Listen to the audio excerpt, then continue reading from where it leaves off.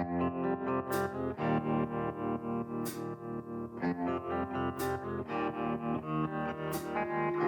listening to Killcliff's Hazard Ground podcast, with service members from across the military sharing their stories of combat and survival.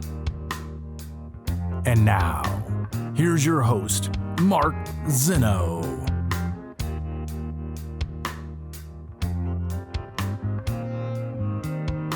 Welcome into the Hazard Ground podcast. As always, we appreciate you joining us each and every week. Our normal set of circumstances before we get to this week's guest, who, oh, by the way, was awarded a Purple Heart finally after a long overdue bureaucracy.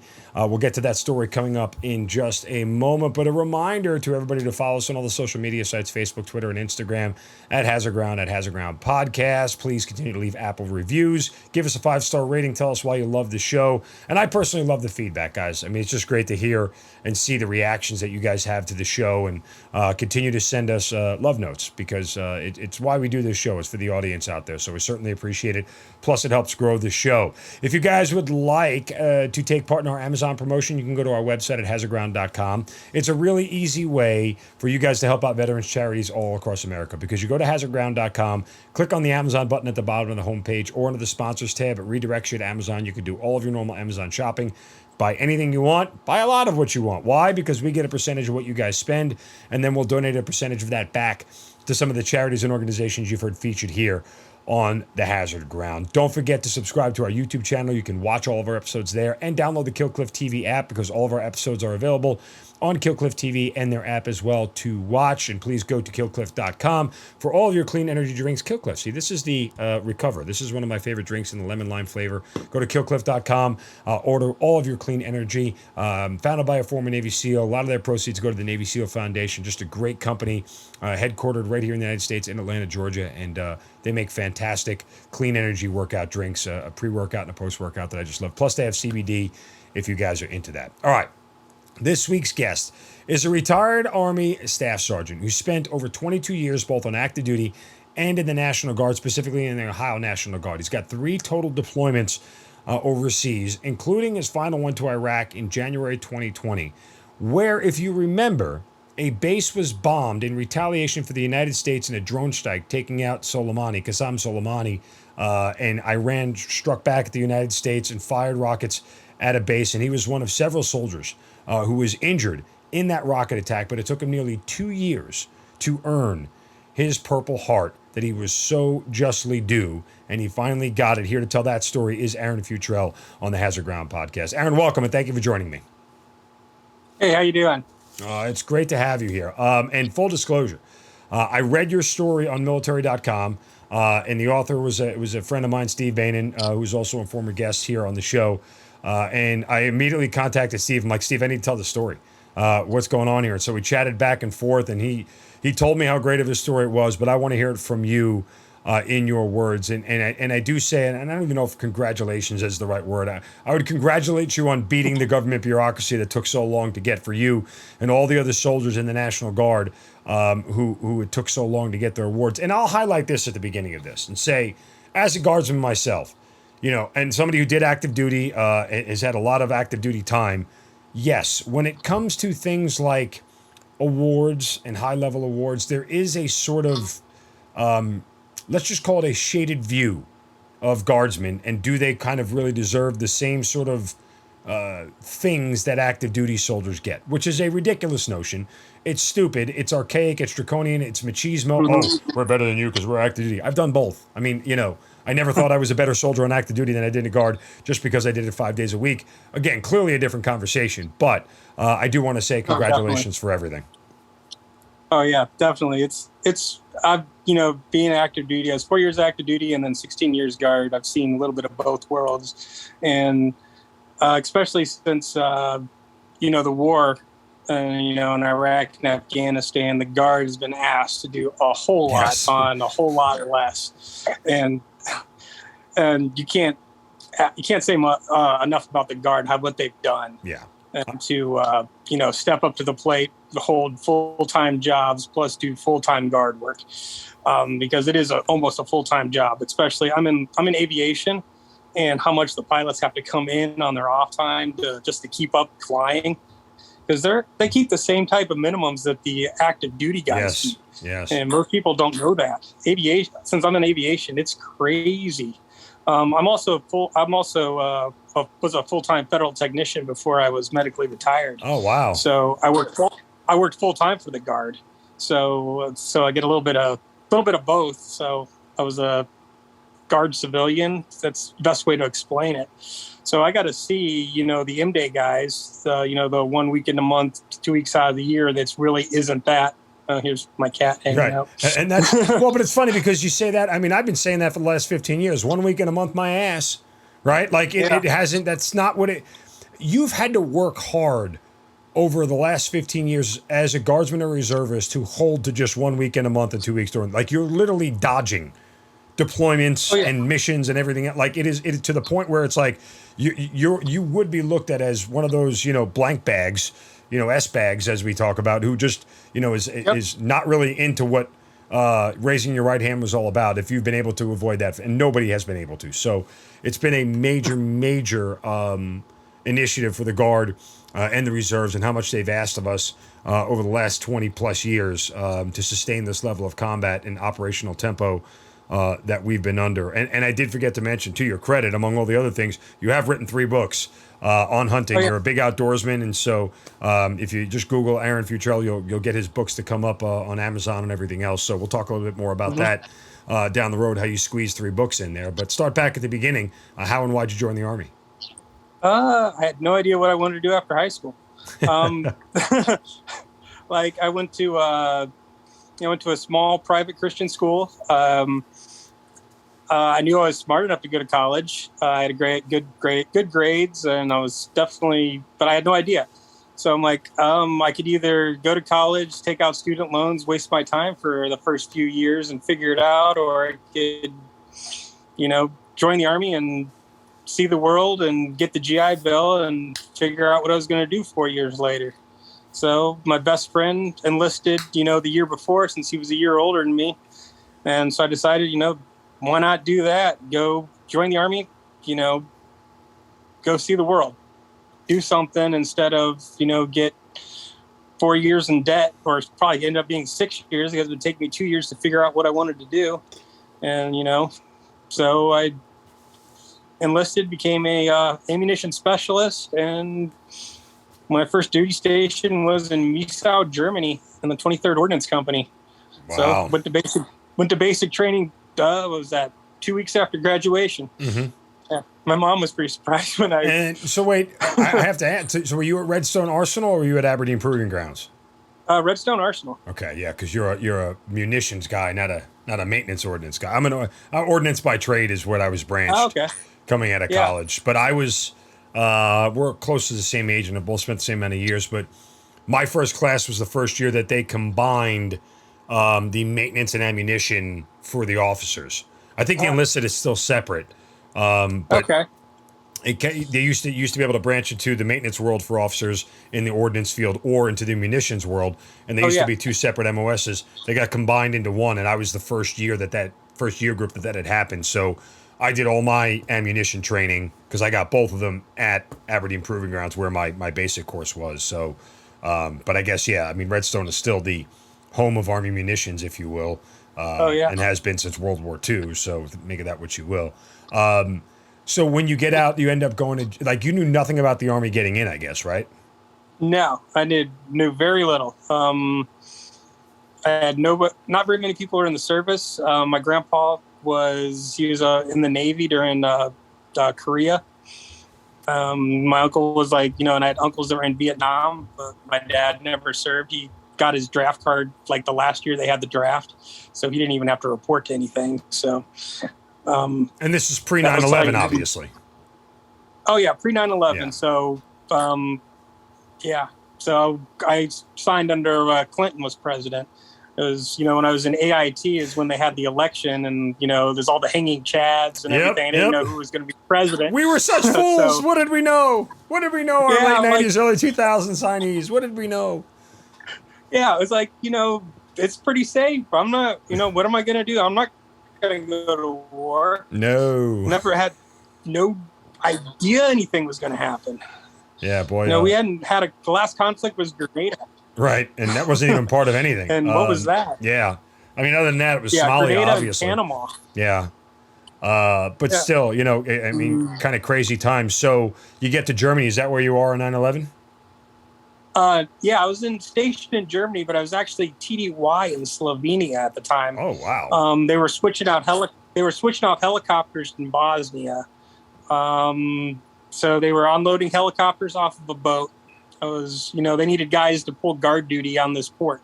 So I volunteered because it needed something to do. It sounded like fun.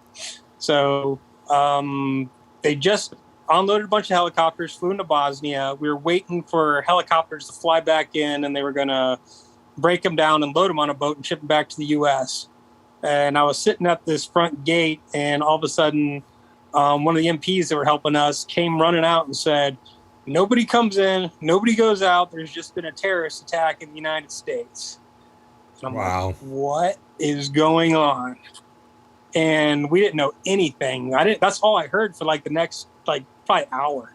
And then slowly information's trickling in that they flew planes into the World Trade Centers. And then later on, they flew a plane into the Pentagon. And I'm just sitting there I didn't even see footage for the next probably 3 or 4 hours until my shift was over.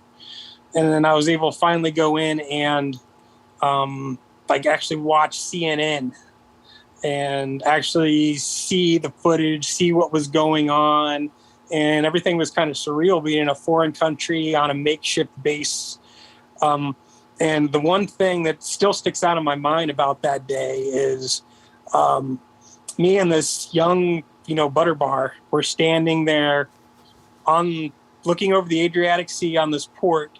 And he looks at me. I'm a young PFC, been in the Army not even a year and a half. And he goes, "You know what this means, right?" I'm like, "What?" He's like, "We're going to war." And I'm like, "Yeah." and that's all we said. And we just stayed out there and looked at the sunset. And we're like, "Yeah." And it's that sticks out in my mind is that's the day my life changed. Everybody's life changes. One day you're just me and this lieutenant looking over the Adriatic Sea at the sunset, realizing that, my career is totally going to change from, being a time of peace and a time of war. And that's kind of been the moment that I kind of bookmark in my mind as September 11th, knowing that the planes hit the World Trade Center. And that's kind of turning the page from peace to war is that scene of just me and this lieutenant. I don't even know his name. I can't even remember. It's wow. That's crazy. Yeah. And so quickly, how quickly do you get to work? Because your first deployment on active duty is in Afghanistan, correct? Correct. Then I went after so it was another 2 weeks 2 to 3 weeks in Slovenia. I don't remember. We go back to Germany, and then, things are crazy there because it's we're in the largest ammunition dump outside the United States. Wow. So we just start packing ammunition. It's just one after another. We're just packing mill vans and everything, getting ready for Afghanistan invasion. And then I'm there another year. And then we start getting everything after that. It starts rumblings about Iraq. So we start getting stuff packed for Iraq. We're working pretty much 24-hour ops where we're working 10-hour, pretty much 12 hours on, 10 hours off with an hour in between each shift. Just people would bring ammunition to the railhead, and then we'd pack it in shipping containers, just nonstop. During the day, they'd pull the ammunition. At night, we'd pack it in shipping containers, and that's all we would do. We did that for almost 3 months straight without a day off. And then by that time, it was time for me to PCS back to the States. So then I cleared for a month and then went PCS to Fort Bragg. I arrived in Bragg and got to my unit, the 8th Ordnance Company. Arrived to my platoon. It's "Hey, we're going to Afghanistan in a month. You want to go?" I'm like, "Oh, wow. Sure." I had nothing else to do. What I was going to do is sit around Bragg and not do anything and be part of the rear detachment, which I knew had been boring. So I went to Afghanistan. So as soon as I showed back in the States, was there a month, and shipped off to Afghanistan, where I went to worked in the ASP in Bagram for I think it was 6-month rotation. Now, what was that like? That was hot, but hot as in like action hot, or hot as in just like temperature hot? Temperature hot, because okay. Bagram at that time, so it was 2003. It was mainly controlled by the Northern Alliance. Gotcha. So Bagram was relatively peaceful at that time. So we got mortared once while I was over there, and they barely hit the base. I think it landed like 150 meters outside the wire. And there was like a guy shooting sniper shots once. So entire 6 months, there was 2 incidents on base in 6 months. And other than that, there was nothing. And the only other incident was a guy decided to drive his Humvee outside the barbed wire and hit a landmine. So, because he was stupid, a guy in our battalion, and messed up the front of his Humvee. Other than that, it was, from like enemy action, there was nothing besides, when guys would go outside the wire. Now, how long were you there for again? 6 months. Before a guard unit replaced us. They were from Pennsylvania, I think. I don't remember, but over there, we shipped ammunition all over Afghanistan, and then supplied all the Bagram units, because everything was flown into Bagram then. So all the big, not C-130s, but the C-17s and C-3s or whatever, because there was the only one place with the big airstrip. So they flew all the ammunition in, we unloaded it, and then put it on the smaller planes or helicopters, and they flew it out to the like the Kandahar and all the smaller FOBs. So this is 2003, correct? Correct. Yeah. I mean, and let's just timeline it for civilians who don't remember, right? I mean, yes, it was hot in late 2001 and 2002 because that's where the initial invasion started. By 2003, obviously the focus had shifted to Iraq, and Afghanistan was sort of, at that point in time, a little bit of an afterthought. To add more of a timeline to that, the day our deployment had to shift 2 weeks because of the invasion of Iraq, and there were no planes for us. So as they were pushing north out of Kuwait into Iraq, is the day we shipped to Afghanistan. It's like when we shipped to Afghanistan. Priorities, and so right? They delayed us a week. So I don't remember much about the initial Iraq invasion because I was in Afghanistan, and I didn't see much of it. So like news-wise, I'm kind of blind in that area, because I was focused on other stuff over there, and you don't see a lot. So I remember like the first week of the initial push, and that's about it, because then we jumped on a plane and they flew us into Bagram. You have missed shock and awe. You missed both of them. They both sort of flew you by in exchange for boredom and quiet. In Afghanistan at that point in time. Yeah, and Afghanistan at that point was at least Bagram was quiet. Talking to some of our other guys from our unit who were in Kandahar. Kandahar was a little bit crazier. They got mortared a little bit more, and they got shot at a little bit more, but still not as much as later on in the conflict, where Afghanistan became more of the Wild West and Iraq was a little bit quieter. Sure. All right. You get back in late 2003, right? After 6 months there. Did you feel like your time there was like useful? Did you feel like, what did I just do for 6 months? So that was I really involved in anything? Like, what was your thought and your mindset after?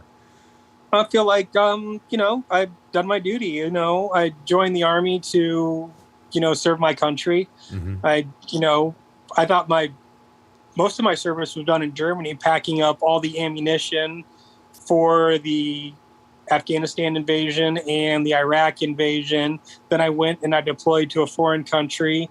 I gave ammunition to the Navy SEALs, to the Special Forces, to the infantry. I made sure they were all supplied with ammunition. I, did their turn-ins. We had missions where we had to go to the ASP in the middle of the night, and for a mission for the Special Forces where they had, they needed a whole bunch of C4 that they needed resupplies. So we went and did that for them. So we had missions to do and take care of.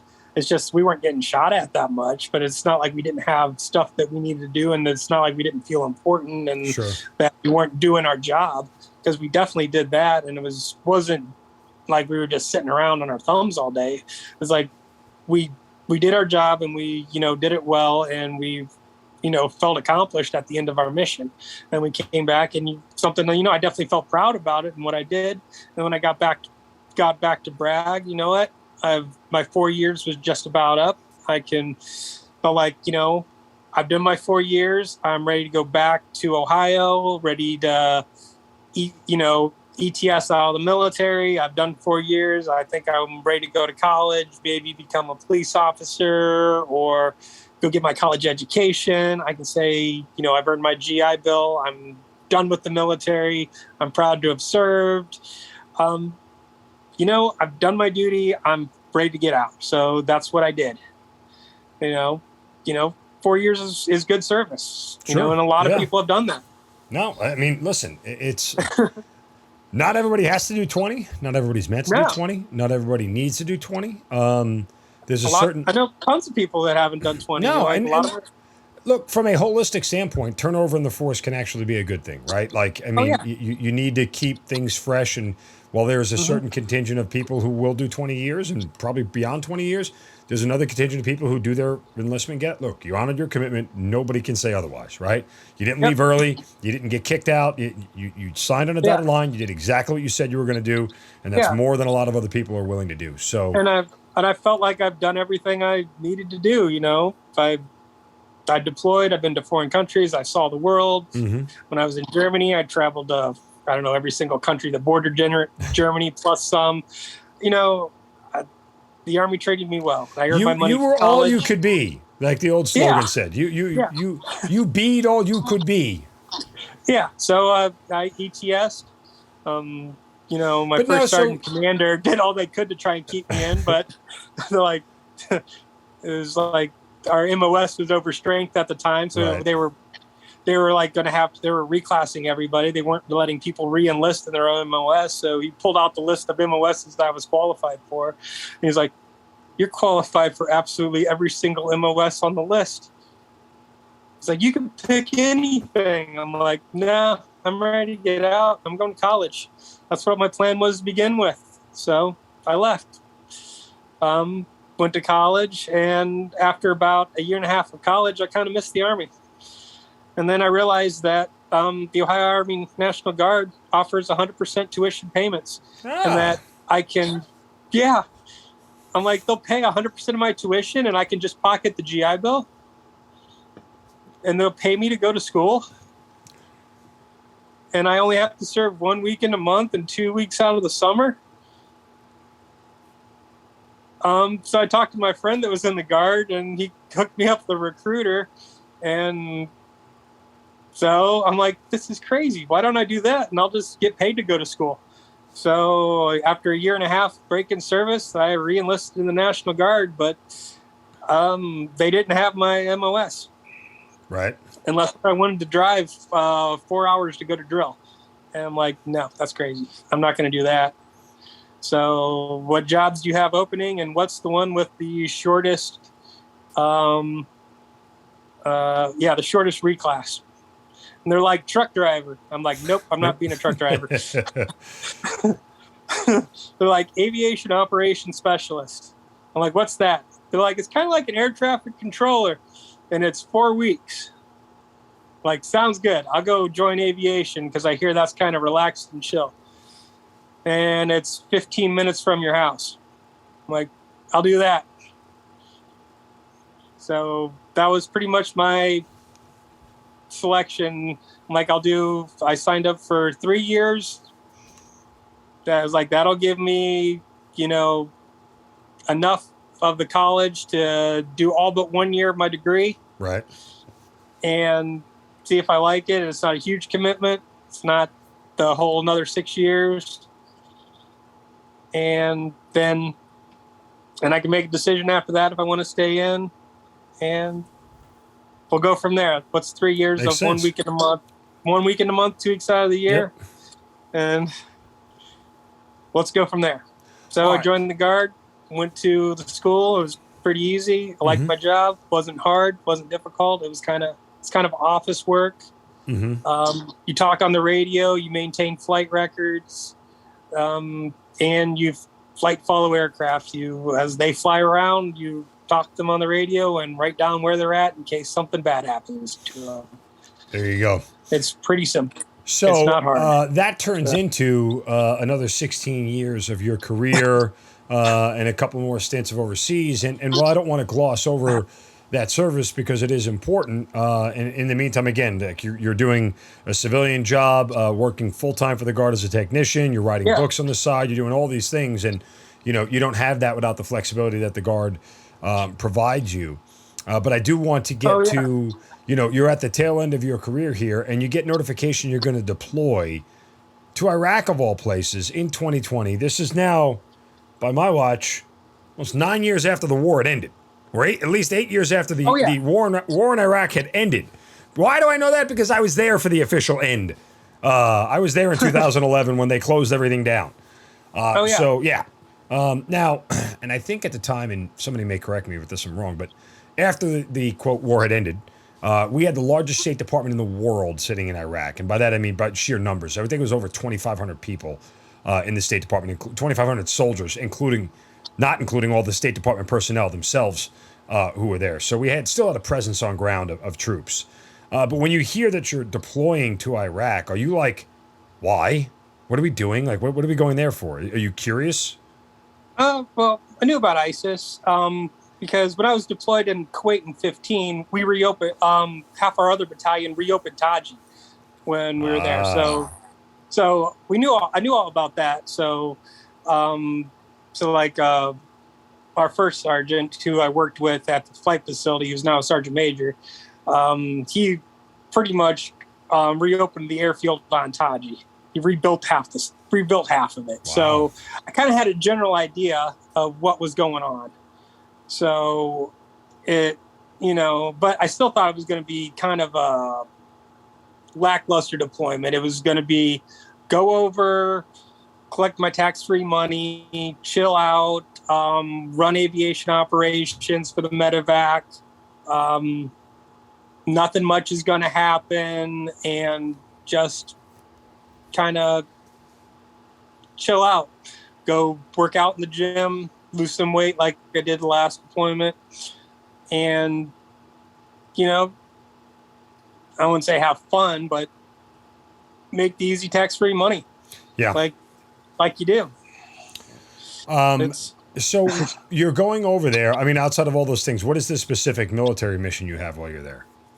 I was assigned to the 3rd of the 238th Medevac. So our mission was provide medevac support for Iraq. Our company was made up of 3 states. It was Ohio, Michigan, and New Hampshire. Okay. We're a Black Hawk medevac company. So we're assigned to GSAB, the General Aviation Support Battalion, which also had Chinooks and a couple of assault elements to it. And I believe there was also an attack with the active duty attack element also assigned with the Apaches. But mainly with the medevac, you're kind of a little bit, you feel like you're kind of on your own, because we were divided up into 6 sites in Iraq, Jordan, and Syria, providing medevac coverage for pretty much the entire theater. We had, assets all spread all over, and we worked in conjunction to provide medevac support for all the units that were in country. So if something happened where somebody was injured, or something happened at the hospital where they needed a patient transfer back to the main hospital, which was located in Baghdad, we would pick up the patient from either at a field site or at a hospital, and coordinate with our other units. Like if they're all the way up in Syria, the helicopter would fly down from Syria to say us, which are in Al Asad, which is like one of the middle sites. Yep. Drop it off to us in Al Asad. We pick up Al Asad, fly it to Baghdad, or some other, route like in Erbil, they'd fly straight to Baghdad, sure. or we, so wherever somebody was injured, we would get them to Baghdad. Makes sense. Where they could, receive the best care possible. When do you arrive in country?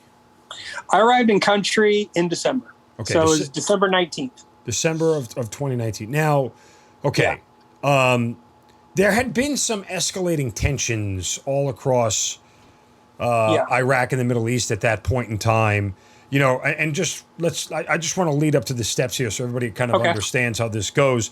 The United States had backed out of the Iran nuclear deal in 2018, and they had reimposed sanctions and accused Iranian elements of beginning a campaign to harass U.S. forces in the region in 2019. And then in late December 2019, K-1 Airbase in Iraq was attacked, killing an American contractor. Were you on ground for that?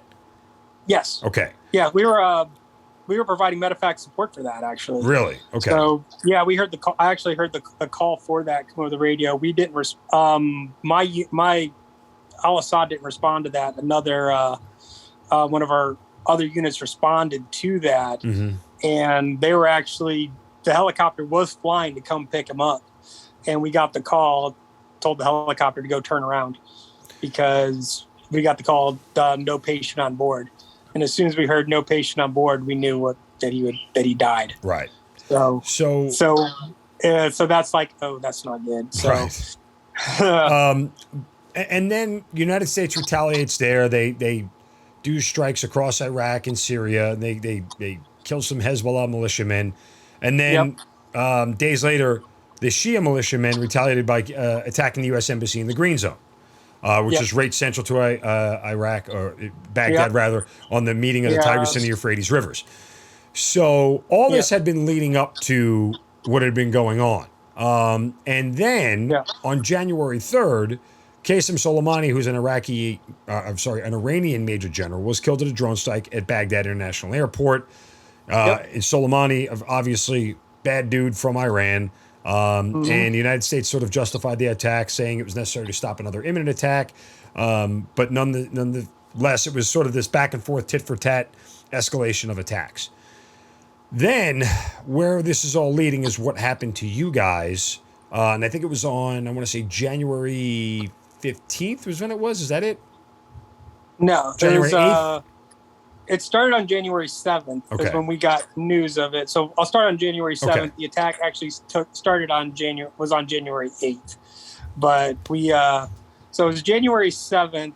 I was working the night shift. So I woke up about 4:00 in the afternoon, and I'm getting ready to go eat dinner. So I walk out like I normally did, and everybody is running around like crazy.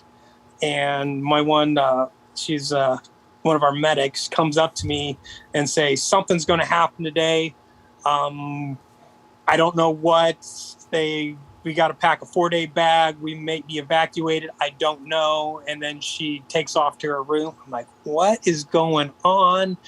And so I go into our ops, and it's just going nuts in there. So I finally figure out that supposedly something's happening tonight, but nobody knows what. And it's my favorite kind of intel, by the way. That's my favorite kind of intel. It's like something's going to happen, but we don't know what. And finally heard that Iran is supposed to retaliate, and that's all we know. And they want us to get the helicopters out of there, and they're like, okay. And I'm not sure, really might not have to edit that out. I'm not supposed to. You'll be okay. Yeah. But anyways, so they told me, okay, go get Chow, and want you to probably come on duty a little bit early to, help the guy that's on ops right now. And, have him go get Chow and, kind of hang out and just help with stuff as we coordinate everything that's going down. So I end up going to eat, getting my stuff ready, making sure everybody's taken care of, help with the logistics and everything that's going on as we try and figure out what we're going to do. Because the platoon leader is getting pulled like 50 different directions. And then the assistant platoon leaders, he's kind of frazzled, doing the same exact thing, trying to figure out what, because he's leaving, trying to make sure everything's okay. And it's like nobody knows what's going on, and we're trying to prepare for like 50 different contingency plans. It's just nuts. Finally, helicopters leave, and we come up with a plan, because we don't know what's going to happen. We're here. There might be a ground assault. We might hear there's going to be a rocket barrage. We're thinking indirect fire, like Katyusha rockets, because that's the last thing that happened to the base, which was in November, which the last group that we relieved told they shot 5 Katyusha rockets from the town that's next to Al-Assad. I think it was 4 or 5 Katyusha rockets they shot over. It didn't really hit anything. So we're thinking, okay, that's probably what's going to happen. Indirect fire, and maybe the Shia militia group that's stationed right across the airstrip they're going to try and do a ground assault across, or maybe the Shia militia group that's like infiltrated the town is going to rush the front gate, maybe something like that. That's all we know, because none of the information has filtered down to our little compound, because we're kind of all by ourselves. Because being medevac, we're kind of separated out from the rest of the base. Right. We're on our own little compound on the airfield. We're separate from the Army guys. We're separate from the Air Force, which has its advantages. So we were kind of left alone. Right. But in this case, it was kind of a disadvantage because we got no information. We got no information from our battalion because they kind of forgot that we were there. We just got stuff over Merc and a little bit of afterthought. Oh, yeah, we have guys that are at Al-Assad. We're like the only group from our battalion, and I think they do have some drone guys from our battalion that they notified about this. Okay, so... But anyway. Yeah, so when do you start recognizing that the actual attack, the 15 ballistic missiles that are being launched, is happening? Like, how does all that unfold? All right. So we got word that at let's see, I got to get my timeline straight. So they're like, okay, at 11 o'clock, 2300, you guys need to be in a bunker. We got that word. 11 o'clock, you need to be in a bunker. So our platoon leader identified 2 bunkers that we're going to split the guys up in on either side of the talk. Okay, this half goes in this bunker, this half goes in that bunker. At 11 o'clock, we'll be in there. Everybody, full battle rattle, full load of everything. We'll hang out there and wait for more information. And, and we'll go from there, because that's all the information we got. So 11 o'clock, we get the word, we hear it over the loudspeaker, seek shelter. So by that time, we changed one of the bunkers. We moved from one bunker to another, to 2 separate bunkers. One of them was the same bunker we identified, but he decided, since it was closer to our living quarters that had a bunch of HESCOs around it and seemed more defensible if there was a ground attack, we moved to these other 2 bunkers. So we moved to these other 2 bunkers and split up the group and both take shelter in there. And we sat there and waited. I mean, is there any part of you that's nervous or scared at this point in time? Yeah, of course I'm nervous. I'm nervous because it's like the unknown. You have no idea what's going to happen. You don't know what's going to happen. I did get a chance to call my wife before that, because I'm nervous about it. So I ended up calling my wife and told her, something's going down. Something's going to happen. I have no idea what. Just please, just like pray for me. So I was definitely nervous about that. So I did give her a call and just told her that something's happening, because I was definitely nervous about that and a little bit scared. In retrospect, do you think that was really a call you should have made ahead of time? In retrospect, maybe, but I felt I had to. Gotcha. If I was, you know, if you kind of think it's the last time you're going to talk to somebody, you kind of do it. Yeah, no, absolutely. I mean, listen, you don't always get that opportunity, especially in combat, right? Oh yeah. Yeah. I'd love to ask your wife for the better part of 20 minutes what she was going through in that phone conversation. Yeah.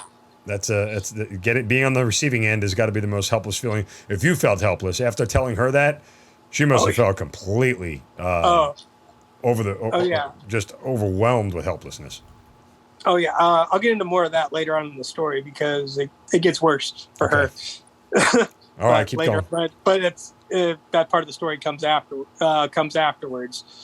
But so you're right now. You're hunkering down, waiting for something to happen. We just sat there. Okay. We sat there for like 2 hours, and there was just like nothing. Finally, our platoon leader, he keeps going back. Every now and then he'd hop out, go check on the other bunker, make sure they're all right. But eventually, he's just like, I'm gonna go into the talk and check on Merc Chat and see if I got any updates on what's going on. Right. Because he said from 11 to like to 3, and it was getting close to that time. So he goes in there and checks. And when later when I heard his story, he said when he got in there, he looked at there and he said he saw in the chat it said ICBMs inbound from Iran. And as soon as he was in there and read that, that's when he heard the sound going over the loudspeaker. It's like incoming, take shelter, take shelter, take shelter. So, and it's almost as soon as that goes off, that's when the first one hit. And so you didn't even have time to crap your pants after hearing that. No, it's as soon as it's like incoming, take shelter, take shelter, take shelter. And then think of like the loudest explosion you've ever heard in your life. Any firework you've ever heard, multiply it by like 100. Yep. It just like it went boom. The ground shook, like the ground, like, shook underneath you. The air vibrated, and this one hit 500 meters away from us. Wow. So it was the platoon leader and the maintenance officers, the ones that went in the talk. I almost. By the way, for civilians, that's not close. Like if you can feel it from that far away, that is a massive size of munitions. Yeah. If you're 500 meters away and you still get all that concussion from it. Yeah. That's a huge explosion. Yeah. Yeah. The ground shook, the air vibrated, and I can't even describe that feeling of the first one. And the only thing that goes through my thought is, oh man, this is real. Yep. Because when I was in Afghanistan, I've heard mortars go off, and they sounded like, little pops compared to this. It's just like, those sound like fireworks going off, just little booms, and it's nothing. This was just unbelievable. And as soon as that goes off, our maintenance officer comes into the bunker. You know how the bunkers are kind of set up, and they have it's just one of those cement barriers covered with sandbags, and then they have the other cement barrier in front. So he jumps around the side. I'm laying right on the front door, and he pretty much jumps on top of me, and he goes, "They just hit Bravo ramp," which is the next ramp down on the other side of the fart from us. And as soon as he says that, that's when another one hits, the one that hits right next to us. And I know I'm getting this wrong, but this is how I remember it.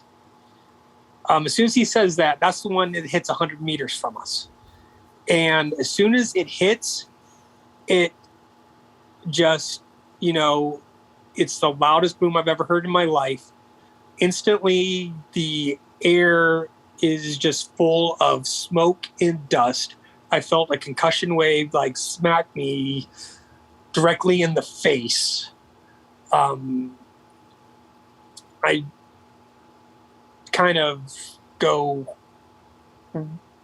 just taken back, say a few words I probably shouldn't have. And and I'm like, And he's just like, "Are you all right?" I'm like, "Yeah, I think so." And and all of a sudden, all of us in the bunker are trying to figure out what happened, because like, what did it hit? We think it hit the talk, which is like, 30 meters from us. And finally, after a few minutes, we realized that it hit our maintenance hangar, which is 100 meters away. Because I can look up through the door of the bunker, and we see flames shooting up through it. And we see flames and spark and smoke just spewing above us as this thing is just cooking our hangar and just burning. Then after a few minutes, we start hearing small arms rounds start firing. We're like, "What's going on?" And then it took us a few minutes to realize that we had a Connex in there where we stored a bunch of small arms. And they were cooking off, yeah. Yeah, a bunch of flares for the helicopters. And and they start cooking off because we start hearing pop, pop, pop, pop, pop, pop. And we're like, "Oh man, are they coming over the? Right, that would have been your first thought. Was there a ground attack coming afterwards? That was our first thought. Well, that was our first thought. Are they coming over? They're like, "Oh no, those are just the rounds cooking off from the hangar." And they're like, "Oh, good." But that's a relief. But it's still, the smoke's going over top of it. Some of it's rolling through the bunker through us, and then that goes on. So it's a little bit quiet for now because there's three. And I said before I was wrong, because when you actually see the drone footage later, mm-hmm. That's actually the third missile that hits us. But I don't even remember the second one. Ah, gotcha. Okay. I know you see you watch the drone footage. There's the one that hits Bravo ramp, one hits Charlie ramp, and then we're on Voodoo ramp is the third missile. For some reason, I don't remember the second missile. Gotcha. So how long... I don't know if that's from the concussion, right, or if it's just the how you don't remember an incident. You only remember like the main thing that certain affects you. parts of it. Sure, yeah, within your kind of sphere of influence. That was the closest one that hit to you. Were there any other ones that were close to you, or no? No. Okay. That was the only one. That was one that was closest to us, 100 meters. Then the one on Charlie ramp is probably about 500 meters, like the first one. Right. And then I think there actually might have been another one after the one that hit us. I think there was 4 in the first barrage that hit 500 meters away. That one hit right near the chow hall, gotcha. Which was about 500 meters away. But we're concentrating on the one that's 100 meters away, right. So I don't really remember that one either. All in total, it's 15 missiles that hit the base. How long does the attack last, from what you remember? About 2 hours. So those 15 missiles were the course of over 2 hours?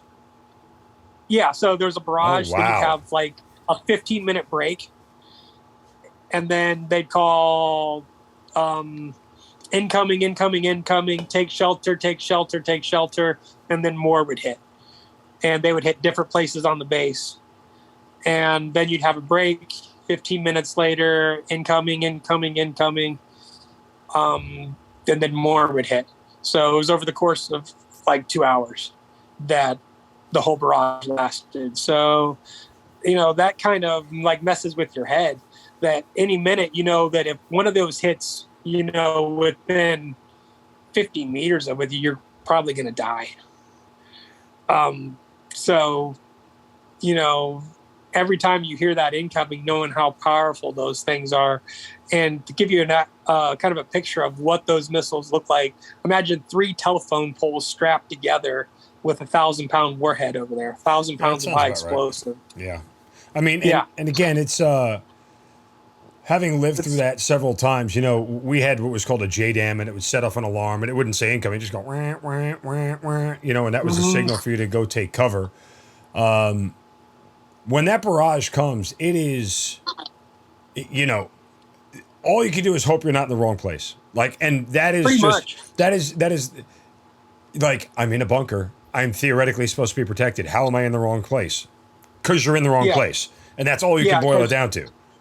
Yeah, that bunker's no protection. That bunker was for a mortar. Yes, it was not meant for an ICBM missile, right? that missile would have went right through the bunker and left a big hole in the middle of it and obliterated everything underneath it. Yeah. So. Yeah. When you saw the crater that this thing created, it was 10 feet deep and 30 feet across. Wow. And that was through. That was on the ramp, on the aircraft ramp, and that's 18 feet of concrete and rebar. So it was incredible. Like, and the amazing part is that not a single American soldier was killed in the attack. Oh yeah, and for the most part, I think they hit what they were aiming at, because they hit hangars, they hit structure, and they hit areas where helicopters or planes should have been if they were there. So, it's not like they missed. So if they would have targeted like housing areas, they probably would have killed people. That's my thoughts on it. So if people would have been in those hangars, they would have killed people. But right. We were in bunkers. We were in places where they didn't fire them at. Mm-hmm. Okay, so let's kind of unpack what the rest of what happens next. Well, I shouldn't say what happens next. It's sort of the process of this thing. Is anybody, while you're there, and let me start here actually. When do you officially leave that deployment? You got there in December of 2019. When do you leave? It's like 10 months later. Okay, so we're talking about like October of 2020. So you finish out the rest of the deployment. At any point in time during that deployment, is anybody talking about injuries sustained, Purple Hearts, things of that nature from the... Okay, so it happens fairly quickly, because, I mean, I'm sure people got hit with... was anybody shrapnel, or was it all just kind of TBI injuries? TBI injuries. Our platoon leader was outside the bunker, like I mentioned, when the one hit 100 meters away from him. It knocked him off his feet.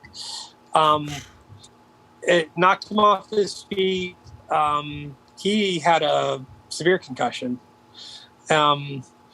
And he got a Purple Heart in Walter Reed. And so they put us all in for Purple Hearts right after the event. So we were all diagnosed with traumatic brain injuries, everybody in the bunker. You were diagnosed in Iraq, though, correct?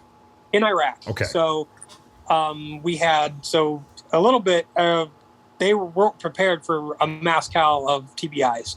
It took a long time to get pretty much everybody that was left on that base were screened for TBIs. So since we were being a medevac, we had a lot of medical personnel. So we were able to be screened by one of our flight nurses and our flight surgeon, and the 160th, the Special Forces helicopter unit. They were right next to us, so their flight surgeon came over and helped. So he helped screen us for TBIs. And so they were able to get all that documentation down to the base hospital, which kind of sped up the process a little bit for us. But it still was 72 hours after the event that I got my screening. And so, which isn't ideal. They want it within 24 hours of having a TBI, but, it still took 72 hours. And 3 people from us got their Purple Hearts right away. We were all put in for Purple Hearts. It took a month to get all the paperwork submitted, because that takes a little bit of time to get everybody to write up their statements and to get it sent up through the chain of command. And so it took a month to get everything submitted. And then 3 people got their Purple Hearts while on deployment. The 2 people that were evacuated because they were the platoon leader, because he was evacuated to Walter Reed because he had a more severe brain injury because he was outside of the bunker. Our platoon sergeant, because he's had concussions before, and he had PTSD before this because of his time as a medic at other times serving in Iraq, and it just really affected him. And I feel real bad for him. He's a great guy. And he was evacuated to Germany and then eventually sent to Fort Campbell. And he received his Purple Heart from that. And then our one of our flight nurses, she was evacuated to Germany because she was still having sleep issues and other stuff from the TBI. And then she eventually came back. And it seemed like everybody that got their Purple Heart were people that were evacuated out of country. Okay. And so was that a feeling like... and that seemed to be the criteria. Okay. If you're evacuated out of country, you got a Purple Heart. If you received the same injury and you weren't evacuated out of country, yours was denied, even though you received the exact same injury. I was literally laying on top of my platoon sergeant in the bunker. I was laying on top of his legs. My shoulders were on top of his legs when we were in the bunker. And my brain injury is exactly this. I wouldn't say exactly the same, but my brain injury is the same brain injury he was diagnosed with. Be the exact same injury. But just because of how the medical paperwork, and he got evacuated because of it aggravated a previous injury that he had, and he was evacuated because of it. Right. So the commanding general signed off on his. Okay, and that's the level where it had to go to the commanding general in Iraq at the time, correct? Correct. That's okay. Where it got denied at. So the commanding, along the way, was everybody in the chain of command supportive of all of you guys who weren't evac, saying sign this, and the CG was the only one who said no? Did you ever see the justification as to why? No, I've got the paperwork signed by my battalion commander and our brigade commander, the lieutenant colonel and the colonel. The colonel came down and says, yeah, we're putting you all in for Purple Hearts. Colonel Fixed, and he's the one that after all this was over with, kept fighting for us to get our Purple Hearts. Just out of curiosity, was that colonel a National Guard colonel, or was he active duty? He's a National Guard colonel out of Minnesota. Gotcha. That's where our brigade was from. Gotcha. Okay. So, and I just our battalion and brigade. Sure, but obviously the CG was a active duty guy. Yep, I think he's now the current commander of Fort Hood. But yeah, he was sitcom commander. Interesting. Okay, I'll put that in the mental memory bank for later. So when you first find out you're getting denied, what's your reaction, the general reaction of everybody else? Mad, angry, pissed? Were you like, we're going to fight this? What were you thinking? I really didn't know how to fight it. Right. And I look, some of the other guys were definitely more vocal about it than I was. I'm usually pretty low key, and I'm like, this is very frustrating. You kind of feel like I'm injured. I know I'm injured, and you feel like you're being denied something that you deserve. Like the Purple Heart's the award that you don't earn, you're awarded for how that you like. It's like well, put it this way. Here's what I was going to say. I'll phrase it this way. Yeah, like whether it's the Army Achievement Medal or an Army Commendation Medal, like you can go on a deployment and you can argue, I did ARCOM work, right? Like this is a level of an ARCOM. You can argue that, and subjectively, somebody else could say no and say this is ARCOM work, right? But with a Purple Heart, just like you had received, you had the same exact injury write-up as the guy who got on a plane and got medevaced. You both had the same exact injury, and that is the criteria for which one receives a Purple Heart. Well, you've met the same exact criteria. We're not talking about two exactly written the same ARCOMs. Yeah. We're talking about two write-ups for ARCOMs that are completely different. In your case, the write-up would be justified the same medically because a medical doctor said it's exactly the same. And here's also the kicker. I had the choice to be evacuated or not. It's like the doctor asked me, he's like, do you want to be evacuated? Because there's a time when a month after the injury, when I went for my 1 month checkup, I was having severe headaches. And one of the doctors, actually two of the doctors wanted to evacuate me to Germany. He's like, you need to go to Germany, get yourself right, and possibly get sent home. And for some crazy reason, this other doctor looked at my eyes and thought he saw something. And there's an optometrist in Baghdad, and they ended up medevacing me to Baghdad to see this optometrist. And it turns out the eye thing he thought he saw ended up being not an issue. And that eye issue that he thought me saw was the only thing that stopped me from being evacuated to Germany.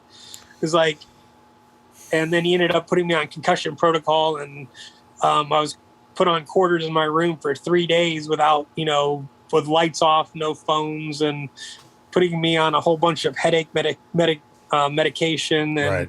actually helped my headaches immensely and got me back to where I could actually do my job. Right. Now, So- there are a couple of things at play here. I was, all I had to do was say, no, send me to Germany, and I would have gotten my Purple Heart. Right, right. And so there's a couple of things at play here that are important, right? There's this. So all I had to do was make one statement, and I would have gotten a Purple Heart. It would have been a heck of a lot easier. There would have been a much less resistance. Yeah. So just for saying one sentence to get a Purple Heart versus not getting a Purple Heart, that kind of makes you go, oh, it's bureaucracy. It has nothing to do with my injury. Sure. And that kind of that's what's kind of made me more frustrating. Right. And the other part that is sort of beaten into us is that no, because if you say, yes, medevac me, it's almost like we're taught to believe we're quitting, right? That we're walking out on everybody else, that we're not toughing it out like everybody else, that we unless the doctor unequivocally says, nope, he's medevac, we're not even having this conversation. That's the only way it's acceptable for you to leave, that the doc, when you can say, I wanted to stay, but the doc made me go.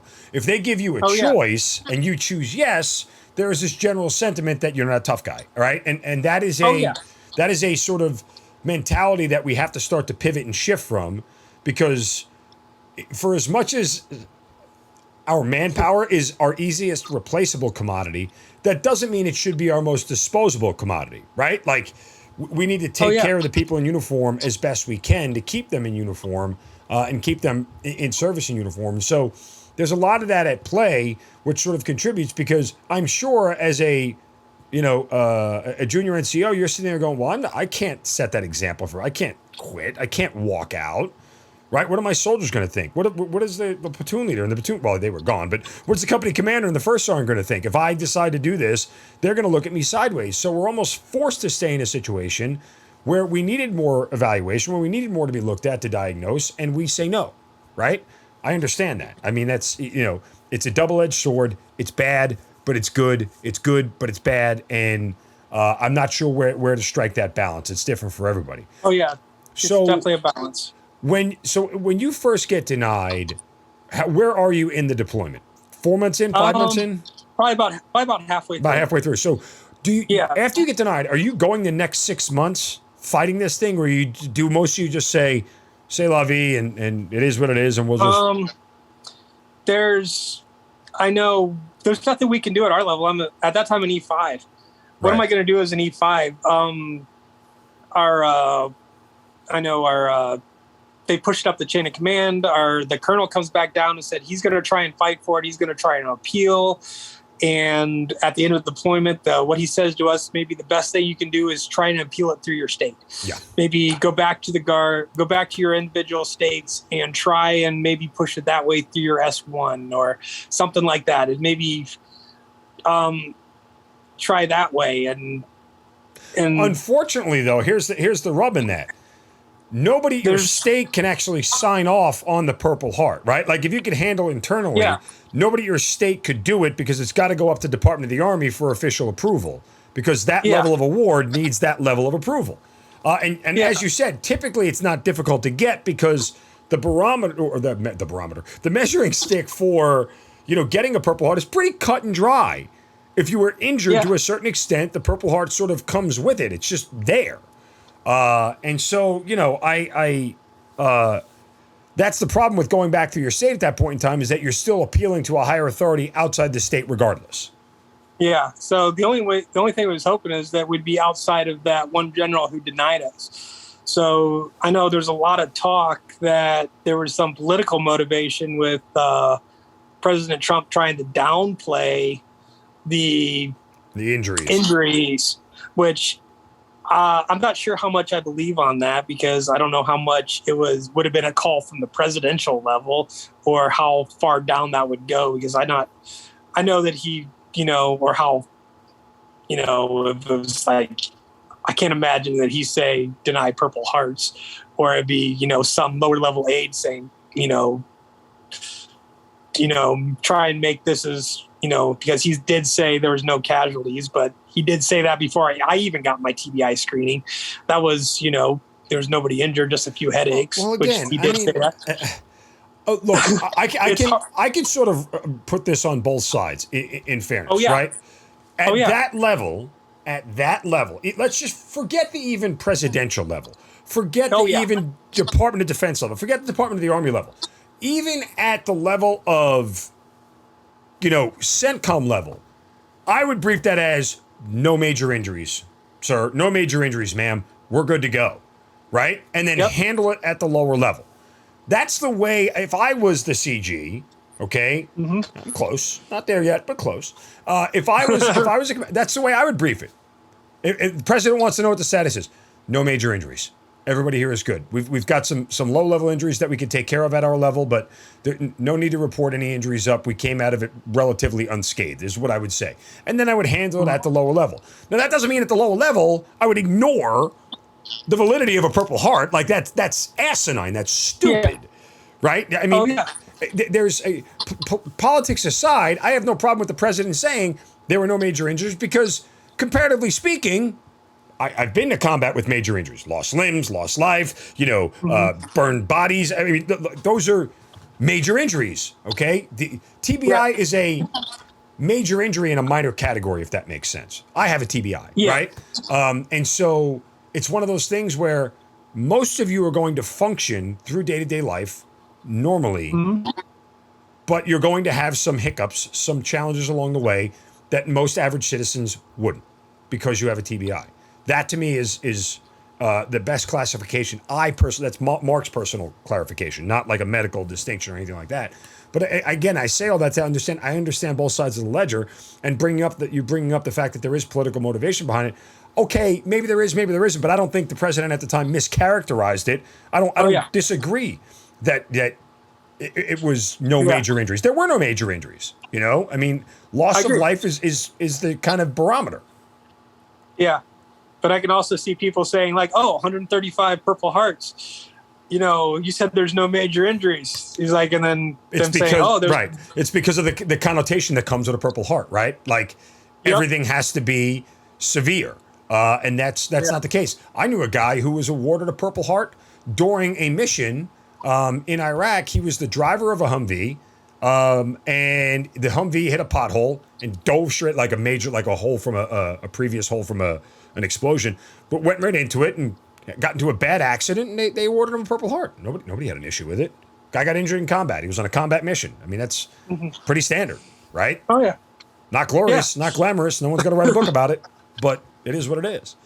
So you go through the rest of the deployment, you get home, okay? What are you hearing back at your state, and what are they saying to you about sort of pushing this thing forward?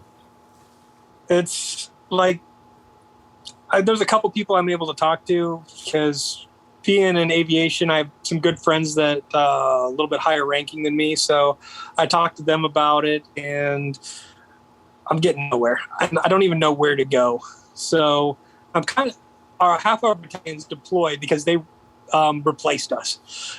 So I'm kind of actually waiting until they get back because that's where actually a lot of the brass that I do know that could actually probably help me out is currently in Iraq and Kuwait at the time. So I'm like, I'm going to wait till they get back so that actually the people that I do know that can possibly help me, that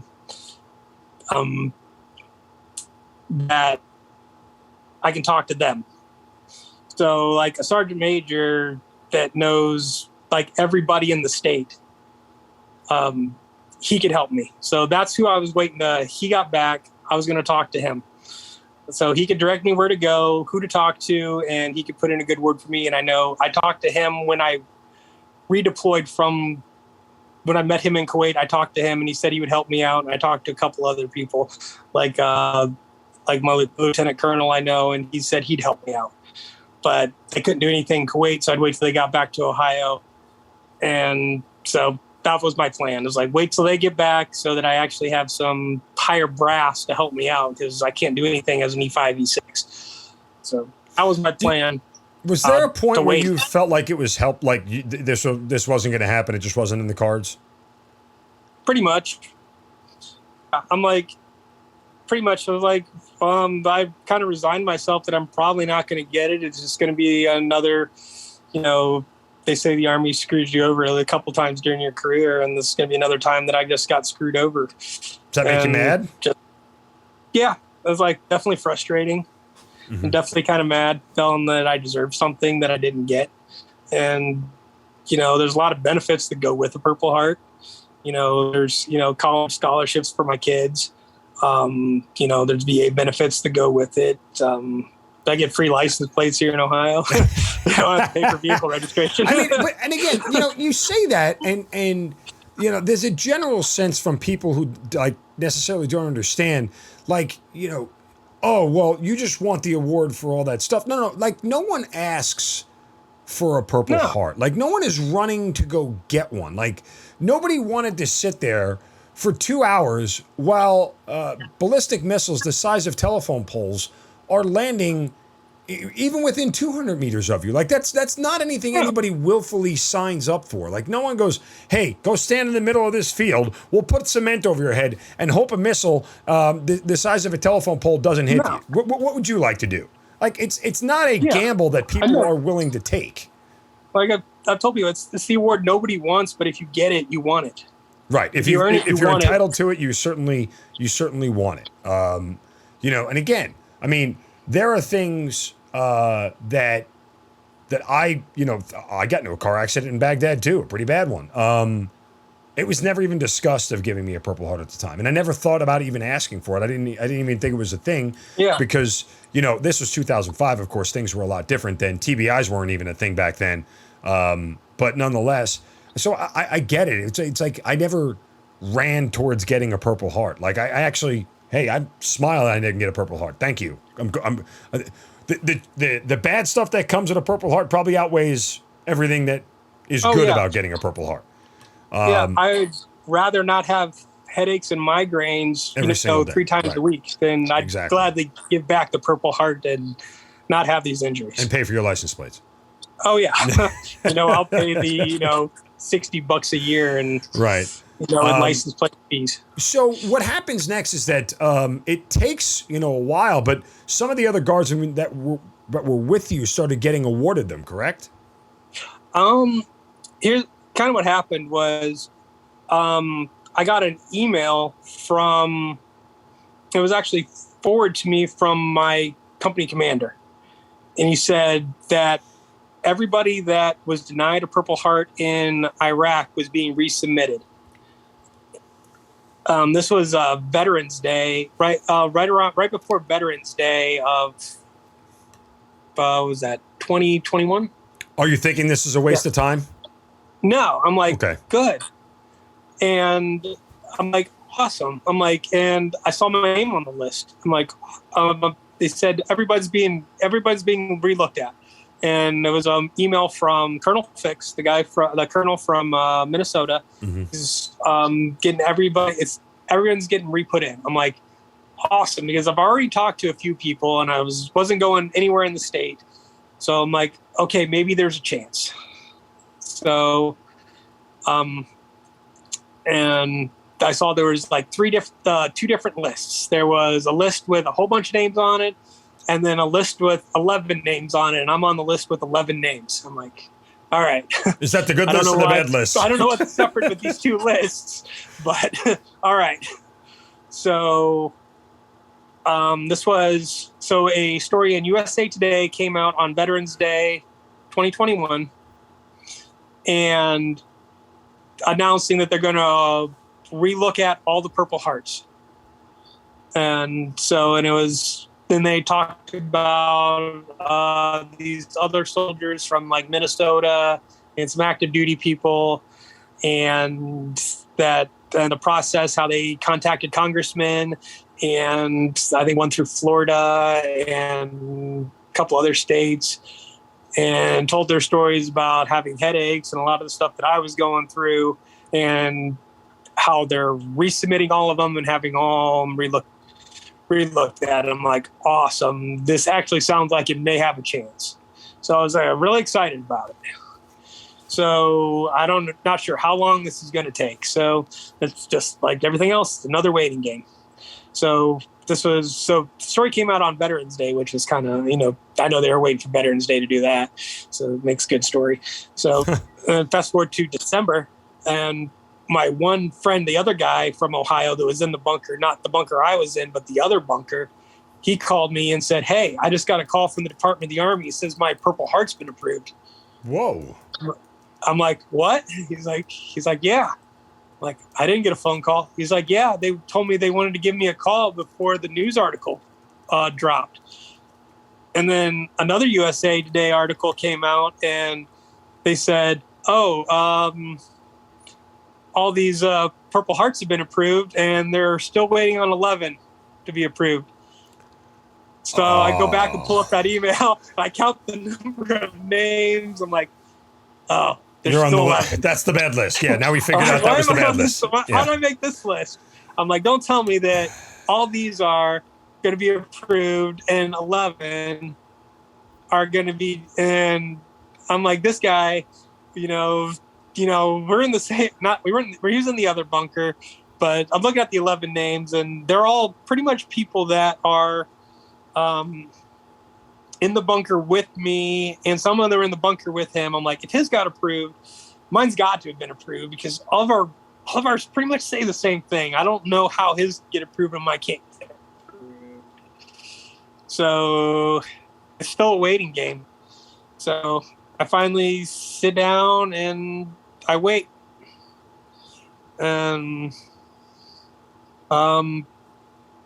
it seemed like it's like the longest 3 weeks of my life until finally I'm sitting there it was actually on a Monday where I'm not working for the guard, but I'm working at my fishing lure shop. And I get a phone call from Fort Knox. And it's like, "Hey, this is so-and-so sergeant from the awards department." And they're like, "Your Purple Heart's been approved." And I was like, I'm going to start crying. Get a little emotional here. That's awesome, man. Listen, no, get emotional, bro. That's awesome. I mean, it's tears of relief, I would assume, right? Like, like you're just like, hey, it's been so long, and I've been living with all these symptoms and everything that hasn't gone away, and damn, man. I mean, this is at least acknowledgement that. Oh yeah, it's like my injuries are real. Yes, and somebody actually acknowledges that it happened. Not that the attack didn't happen, but the injuries happened, because like a TBI is like no one sees it. Right. No one can see. No one sees my migraines. You can't, like, if you lose a limb, people see you lost a limb. It's like no one sees, No one knows when you're dizzy to the point where you just need to lay down, where you're nauseous, where you feel like you're going to throw up, where your head is just pounding. I mean, they don't know like, that.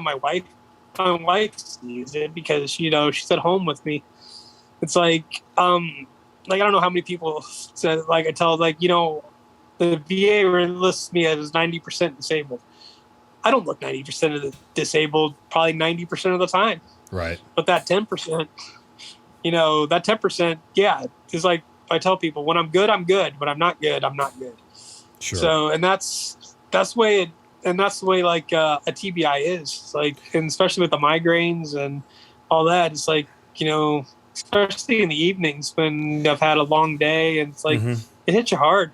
Do you know sort of who the catalyst was that helped push this over the top? Biggest one I know is Colonel Fix, and just from reading the USA Today articles, I don't know if they just, I can't remember her name. It was, I think it was a Air Force sergeant who contacted her congressman. But I know Colonel Fix was the main driver, at least with the Army side of it. I mean, do you feel like it says that there is something systemically wrong with our system, that unless we go get a congressman involved, who for whatever reason, congressmen scare the ever-loving shit out of tags and adjutant generals and generals and just in generals in general. For whatever reason, it takes congressmen who have never put on a uniform to get the military and the Army to act, to do what they know is right and what they know should be due for soldiers. Yeah, I mean, like, it's just, I hope it's an outlier because, I hope the system's not broken. Right. But it's like, because especially with TBI, it's like a newer injury that they're recognizing for Purple Hearts. So a lot of people don't know about it. So you feel like, there is this problem with the system. Well, there's not a problem with the system, but, I hope you're right that the system isn't broken. I just know from being around it a long time, the system isn't broken. It's the actors within the system who believe that they are entitled to make decisions about things that they're not really entitled to make decisions about. Like when it comes down to it, if a medical report says you have a TBI and we are handing out Purple Hearts or TBIs for one guy, then there shouldn't be a general being able to sit there and sign it off and say, nope, I disapprove, because the medical report says otherwise, right? Like that is a decision that should not be left up to a commander who doesn't need to get involved in that decision. Exactly. It should just be, okay, yes, there's an injury, sign the box. It shouldn't be that difficult. A Purple Heart essentially is a go, no-go event. Either you have an injury or you don't. Like it's just, again, it sort of bothers me. And we've seen this bureaucracy a little bit unfold, particularly when it comes to the National Guard and the reserves, right? It's harder to get these awards through because there's a commanding general sitting there saying, well, I've got all these active duty guys who were shot at and their vehicle got this and they got one, and I didn't hand out Purple Hearts to them. What am I handing out these guard guys for? Like, that is also another, overriding philosophy that I think is just stupid. Yeah. Another case of them looking down on the National Guard guys, where we do the exact same job. You could argue I'm biased, but again, I've been in the active duty realm enough in my career that, there are plenty of really good guard soldiers out there. Just because they chose to do something else with their life doesn't mean that they're any less of a service member and a person in uniform.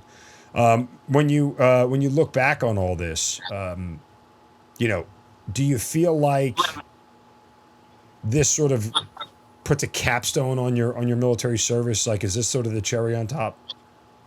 Yeah, it did, because it kind of, in a way, because like my last drill was my Purple Heart ceremony, and I was medically retired. Like 2 days afterwards, I got orders to, my retirement orders. Like, and then I didn't have enough time for the next drill.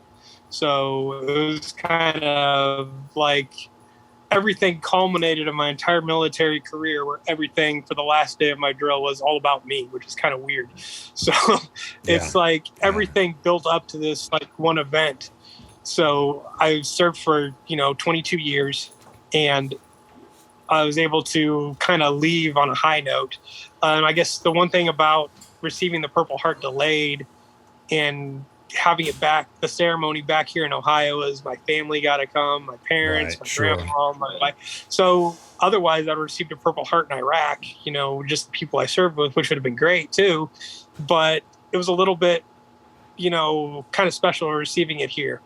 It was kind of frustrating all that I had to go through to get it. But in a way, it kind of was nice receiving it here. So there was kind of some pros and cons to it. So, I got, my wife got to be there, my kids got to be there, my family got to see it. So that was kind of special. So, there was some good things about it. But, and you get a closer parking spot now at most stores, right? Oh yeah. So but I had to wait a whole year for my license plates to expire to get new ones, though. Oh, really? Did you? Okay. Well, I'm glad. I'm glad they're free. When you think about, and oh, by the way, in the interim, I found that that general's name here, who we were referencing like General earlier. White.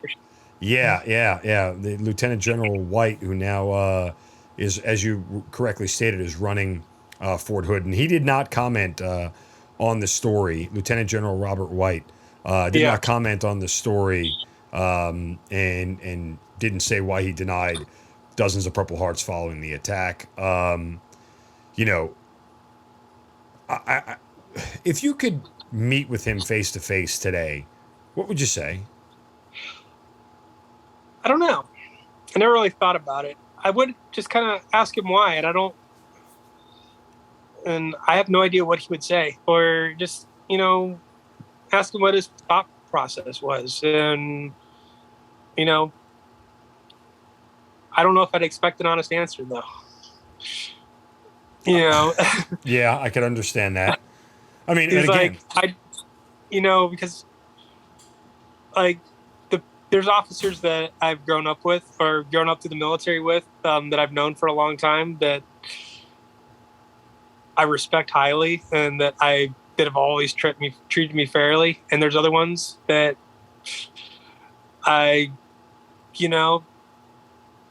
treat with a grain of salt. And, I'm like, okay, you're just going to give me the political answer and I'm just going to, yes, sir, and go about my business. And just the issue is dealing with the paperwork with him. In this case, you win the argument on points, but I'm not sure that matters, right? Like, and that's the frustrating part. Yeah. I was like, I don't. Because again, I don't even know if I want to even talk. I don't even know if I would ask him a question. Really? Just let bygones be bygones, and just happy that I got what I deserve, and just let it be, because it'd be probably more frustrating than to have answers. Well, that's true. I mean, the frustrating part for me as an officer and somebody who still wears the uniform, and I've said this repeatedly. I mean, the right thing should not be that hard.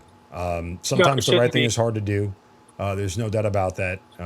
There are hard rights over easy wrongs, and I'm not saying there aren't, but taking care of soldiers, giving awards to soldiers who deserve it, are easy things that are the right thing to do, and it bears no resemblance on you whatsoever as the leader who signs the award one way or another. I mean, that's the thing. Again, it's one thing to do something with knowledge of fraudulent behavior ahead of time, right? It's another thing, that individual's career is none affected whatsoever by signing approve on all those Purple Hearts. None whatsoever. You're the hero, you're the good guy. You deny them all, and now every time you Google his name, this story will come up where we don't have an answer as to why he denied Purple Hearts to people who rightfully deserve them. That seems like a bad that outweighs the good, but what do I know? I mean, I'm never going to put on a star, so what do I know? And you lost perspective of a lot of NCOs. Yeah, and that's because, it's for me, what to say from a I'm an frustrating. E6. I was an E6, but if I was still in, and say he takes over my installation, what are my thoughts about him? Like, oh yeah, like I've never met the guy personally. What do I know about him? And that's the other frustrating part. If you'd like to deny it, you owe people an explanation. Yeah. Right? Like it's one thing but to stroke a pen blindly on 80 people and say, you don't deserve this, without ever meeting them, without ever talking to them, without ever understanding their side of the story. That to me also seems like a flaw in leadership. But again, that's just one man's perspective. Yeah. Yeah, especially like I said, it's like, like you're coming at it from an officer and I'd be coming at it from an NCO perspective, is when we see leadership like that, is we'd kind of, in a way, kind of write the officer off as not caring and not taking care of us. And it's a whole lot easier just to move on, and because there's a lot of times we can't do anything about an officer. No, it's it's like we're not in the position. It's just like move on. It's like I'm not in a position. I'm not in that position. It's just a lot easier just to march on, do your thing, and And so look, I don't know. I'll state one more position here, Aaron, that I think is important, and I've held to this throughout my entire career. That I think it should be tough to earn certain awards, right? because if you give them all out like candy, they hold no value. You know, I reference my own personal story. My first deployment, I absolutely deserved my Bronze Star. I 100% was proud of my Bronze Star. I feel like I earned it, and I did the level of work that was required, and everything that happened to me was up to a Bronze Star. On my second deployment, the general decided all 04s and above were all getting Bronze Stars. And I kept telling people, I didn't do Bronze Star work. I know what it is. I know what the level of it is. I don't deserve this. I'd rather have something else that I don't have, first of all, than a repeat of award, and I already do have. But it's not fair to just give this to me because it doesn't have the value that my previous one does. So I 100% think that when it comes to awards, if you hand them out like candy, you know, it's supply and demand. Like, yes, I want to, like, it'd be great to have a Silver Star, but they're so hard to get because so few people actually deserve them, right? If everybody has one, then it's not cool having a Silver Star. So, you know, that's always been my position. But Purple Hearts, again, are a little bit different because the standard for them seems a lot more clear cut and dry, right? We're not talking about the difference between a Distinguished Service Cross and a Silver Star and a Medal of Honor here, where you could make, you know, split hairs about what is and what isn't and the level of this, that, and the other. That's a different conversation. Either you got injured or you didn't. And if a doctor says you got injured, then you basically meet the requirement to earn a Purple Heart. And to me, that seems very, you know, seems a lot. You got simpler. injured, and it was by the enemy. Yes. Those are the two qualifications. There you go. Really simple stuff. So, well, look, that definitely wasn't one of our missiles. No. We've dealt with that before. We don't hand out awards for the people who do that, by the way. They get different pieces of paper. Anyway, so you know, you finished your military career. You're a full-time outdoorsman right now. You run a what do you call it? A fish shop, like a bait and tackle shop. What's the? We make fishing lures. A fishing lure business. That's a good way. That's a good thing to do in retirement, man. Oh yeah. So we bought this fishing lure company about a year ago, a little over a year ago. Kind of saw the writing on the wall that I was going to be medically retired. So me and my brother and my cousin kind of fell into this business. We saw this company. We used to fish these lures when we were in high school, and we saw the company was for sale, and one thing led to another, and we decided to buy it. And it is the first soft plastic fishing lure company. The guy that invented the rubber worm founded this company back in 1946. Wow. And it's moved places over the years, and the last place it was ran was Valparaiso, Indiana. DeLong Lures. David DeLong invented the rubber worm, and it was been out of business since 2010. And the guy had it in his garage. All the molds and pretty much the business was shut down, and he had it up for sale. So we ended up buying it and moved it back to where it started in Akron, Ohio. Now we have a little shop in Canal Fulton, and we make lures, and we sell them on our website, and we sell them on Amazon. I can tell you 100% as a New York kid, I literally have no idea what the hell you're talking about. So I will leave you to your expertise there. But you also wrote 3 books: Why We Hunt, The Deer Stand Devotional, and When the Red River Ran Red. When the River Ran Red. Yeah, When the River Ran Red. Sorry. That's my historical book. Gotcha. That's, you guys can get those. That's the Indian Wars in Ohio. Gotcha. So, okay, you guys can get those books on Amazon.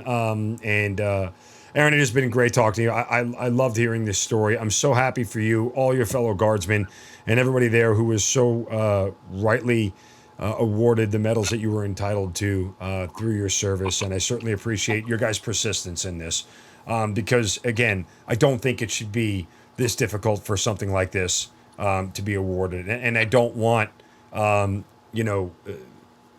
one individual to have that authority to be able to say when everybody in the chain of command says yes and one person says no, there seems something that is awry about that more than anything. And so again, I'm happy for you and all of your fellow service members who got your awards. I think it's great, man. Oh, thank you very much. It's a pleasure talking to you. All right, Aaron Futrell, thanks for being part of the Hazard Ground. You've been listening to Killcliff's Hazard Ground podcast, hosted by Mark Zeno. If you have an interesting story to tell and you'd like to be on the show, send us an email at producer@hazardground.com. And if you like the show, don't forget to subscribe, rate, and review on Apple Podcasts. Thanks for listening. We'll see you next time.